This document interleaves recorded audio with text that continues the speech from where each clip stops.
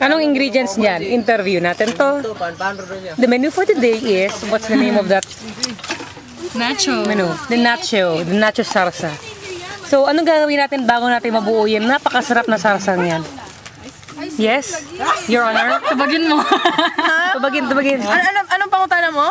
Ang pangutana nga ko ay, kung sa ba nang ihalo para makabuhatag nacho sauce? Kamatis, oh. Sibuyas. Og, Red onions. Beef. Ground beef. yes. What else? Cabbage. Then more? Cheese. Then is there anything more?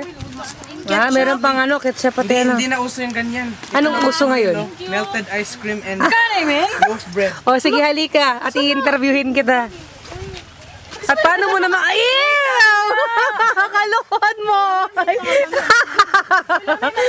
Ay, parang sure, di ba ako nakatry niyan ba? Paano? Ano yan? The melted ice cream, bao. Paano yan? The bread and ice cream come together? Ang tawag nito ay Ano? ice bread.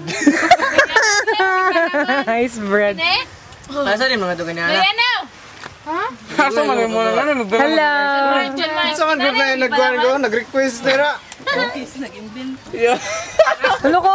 Magano'n din yun sa kanya? Luda, ginit naman. Mata na niya. No, it's not Luod. It's Ludens. Kaya ko paano eh.